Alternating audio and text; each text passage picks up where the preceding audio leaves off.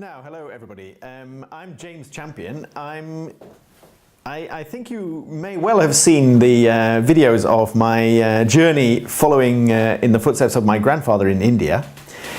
Now, later this year, I'm planning to go in the footsteps of my great-grandfather in Guatemala and Panama. My great-grandfather, George Charles Champion, was an entomologist. He lived from 1851 to 1927. He sent out to Guatemala in 1879 as a collector of insects. But the story really begins. Here we can see a picture of my great-grandfather. This picture was probably taken in around 1875, and this was before he went off on his journeys to Central America. But the whole story begins in a very nice way in June 1870 on the Isle of Sheppey in Kent, when my great-grandfather, who was already very enthusiastic and interested in beetles, was on the island collecting beetles, and he found a new species for the British list. And it was a tiny, minute weevil, and he immediately recognized it as being a new species for the British beetle list.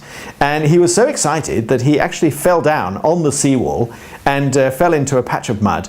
Now, by an extraordinary coincidence, he was rescued by another entomologist who happened to be walking along the seawall that day. His name was James Walker, and he was working in the Sheerness Royal Dockyard, which was also on the island. So he rescued my great-grandfather from the mud patch, and they got talking. And James Walker actually invited my great-grandfather back to his house, gave him a clean set of clothes so that he could travel back to London. And that, as we can see in the quotation, which was written by James Walker, "A chance meeting on the seawall near Sheerness one sunny June morning in 1870, a day marked by the addition of Baris scolopacia to the British beetle fauna, initiated a friendship which was cemented 15 years later by a happy marriage into the writer's family, and has endured unclouded and unbroken for 57 years." This quotation, very charming I think, comes from the obituary that James Walker wrote about George Charles Champion. So I can safely say that if George Charles Champion hadn't found that beetle on that very day, I would not exist, because shortly afterwards, George Charles Champion met the sister of James Walker, Adelaide. They got married and had children, and it is through that line that I come. So if he hadn't found that beetle on that particular day, I would not exist. Now, here we can see some pictures of the very specimens of Baris scolopacia which were collected by George Charles Champion on that day in June 1870. Now, I was shown these in the Natural History Museum, and when I looked at these I thought, well, I feel sorry for the beetles, but I'm very grateful for their sacrifice, because if they hadn't been found, I would not exist. Here's a larger picture. The particular weevil concerned is the two on the bottom left-hand corner. They're very small. They live on salt marsh, and yeah, they're an unusual species. Now, here are two pictures of James Walker. On the left, we can see him in his naval uniform.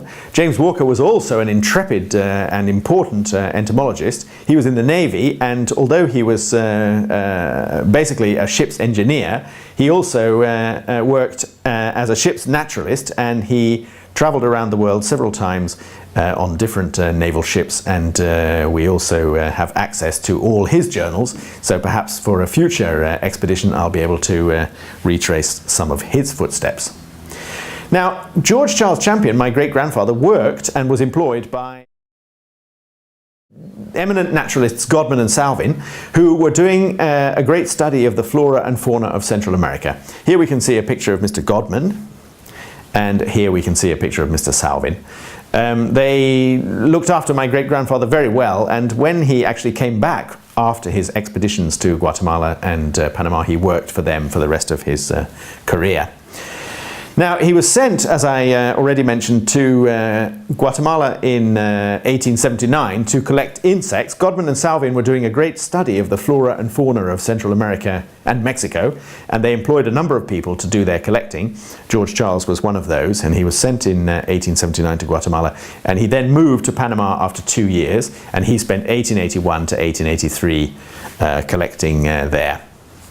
Here's a picture taken in Panama of my great-grandfather. You can see him on the left-hand side, and you can see the back of the photograph on the right. He even signed himself Jorge Champion and wrote in Spanish the date, the 28th of March 1883.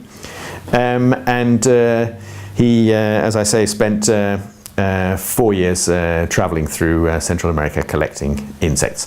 Now, I have all his original diaries, and this allows me to see precisely where he was on every day from 1879 to 1883. Not only do I have his diaries, which look like this, and you can see here that he wrote with the most tiny handwriting. Of course, the actual diaries themselves are far smaller than they appear in this picture. It's quite difficult to decipher what he wrote, but with some care you can see what he wrote down. Now, not only do I have his diaries, but I also have his letters. This is a letter from him to his mother, written on the January the 22nd, 1880, from San Jerónimo in Guatemala, which was one of the places where he had a base. It's difficult to read the letters because the paper that he used was so thin that actually the writing from the other side shows through. So it's a challenge to read, but I've managed to decipher the text. Now, George Charles had an assistant who traveled with him. His name was Leopoldo.